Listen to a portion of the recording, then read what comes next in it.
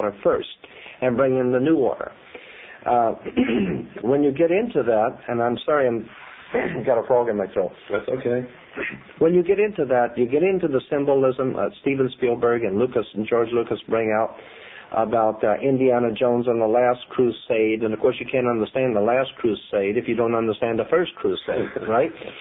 Or the next crusade. Or the next crusade, which is the real crusade, right? And then from there you get the trilogy of Star Wars, and then the Empire Strikes Back. And, of course, New York is referred to as the Empire State. Okay. All right, and so you get the Empire Strikes Back, and then, of course, you might know this, that in Freemasonry, there is a little ideologue or a little genie-like mystical character, supposedly in Freemasonry, that they said was their mediator between the gods and the Freemasons of the Knights Templars. And that little saint, or that little, what would I say, mediator, in the old Knights Templar tradition was a little short, monster with pointed ears, and his name was Yoda.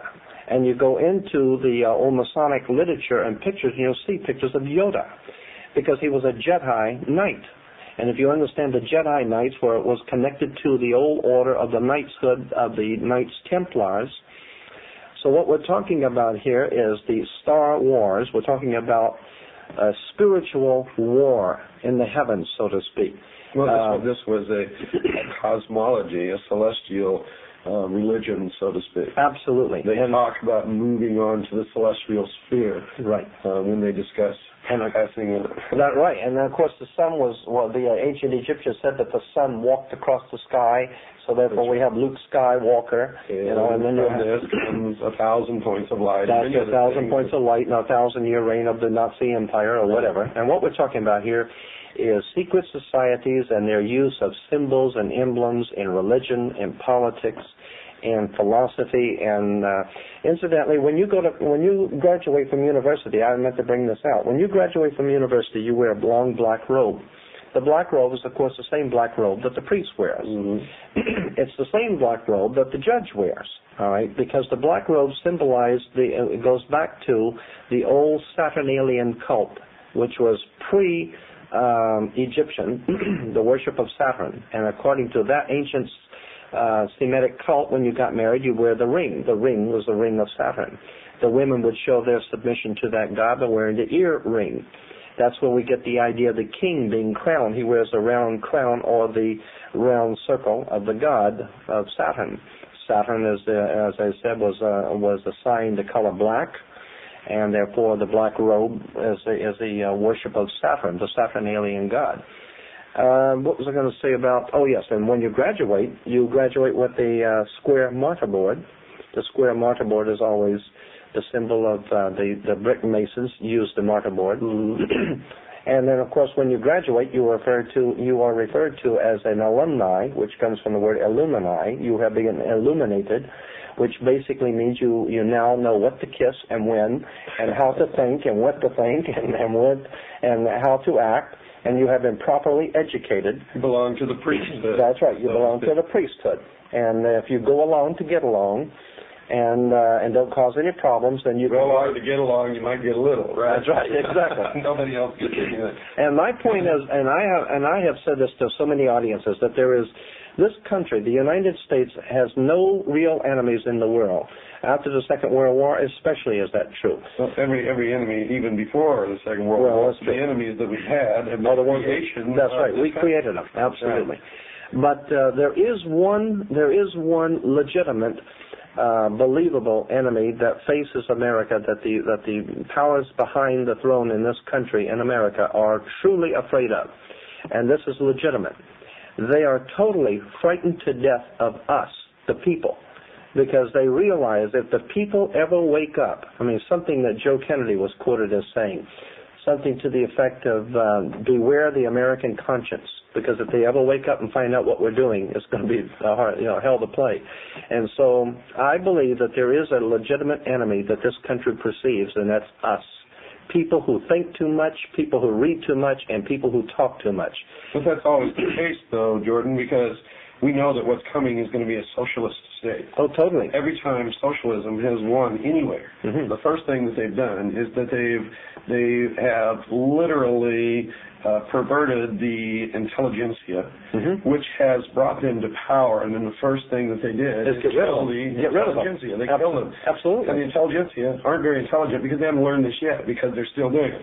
But the more we change, the more we stay the same. That's right. We'll come back to that in just a few minutes. Folks, I hope you're paying attention to the show, because Jordan has an awful lot to say, and you can hear that he's right in tune with what we've covered before. Don't go away. It's time to take our break. We'll be right back after this very short pause. Jordan, can we talk about some of the symbols, the symbology that people are going to run into in their everyday life as they go about their business and maybe haven't even understood what these things mean? Yes, as a matter of fact, as we were saying before, that the world around us is filled with emblems and symbols. And if you know how to read the symbols, you can tell where people are coming from. You can tell what organizations are coming from. For instance, in Washington, D.C., which is a very interesting place, you have the Washington Monument, which is, of course, the Egyptian obelisk. Now, the Egyptian obelisk is pointing, is of course, the male phallic symbol, okay? And the male phallic in the Washington Monument is connected to something in the White House called the Oval Office. And when you understand the male phallic with the female Oval Office, you're talking about the coming of life, and that's the life of the nation. You have the Pentagon. The United States Pentagon comes from the five-pointed pentagram.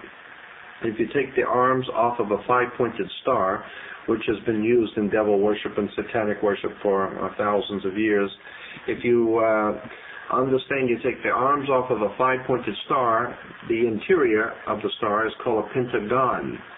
And so we have a United States Pentagon, and of course the Pentagon is used by the Chrysler Corporation as their symbol, the Pentagon. Why? Because Chrysler was the company that was chosen to make the military hardware for the United States, and they had the contract, so that's why they still use the Pentagon as their symbol.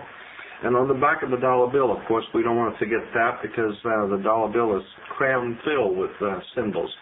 And Roosevelt, Franklin Delano Roosevelt, said that the reason why it was all these symbols were put on a $1 bill is because he figured that all over the world, people, no matter how poor you were, you would have in your hand the almighty dollar. And if you have in your hand the $1 bill, then you have in your hand all of the symbolism of the secret societies and the occult orders. Of course, on the left-hand side of the back of the dollar bill, you have the pyramid. Now, you've got to ask yourself, why would you have an Egyptian pyramid on an American dollar bill? And then you will see the letters Annuit Coeptus over the top of the pyramid. Annuit Coeptus in Latin means our enterprise is now a success. God has favored our enterprise. The enterprise, of course, is on the banner beneath the pyramid, which is Novus Ordo Seclorum, which is the new order of the world, new order of seclorum, and that's where we get the word secular, anything that's worldly. So now we're talking about a new world order on the bottom of the pyramid. You will find that the pyramid has 13 layers, and there are 13 letters in Annuit Coeptus. And then if you go to the right side, you'll see the seal of America with the eagle. And above the eagle, you'll have 13 stars, which stand for the 13 colonies originally. But the 13 colonies and the 13 stars go back to Jesus and the 12, because they're moving in on and using the ancient societies are moving in on the teachings of Christianity, imposing themselves under the 13 being Jesus and the chosen 12. Then you've got the 13. Let's see, on the right hand side, you've got on one side of the eagle you have the 13 leaves and the 13 berries in the 13 leaves, and then on the other side you have the 13 arrows. Everything is done in sequence of 13. Of course, on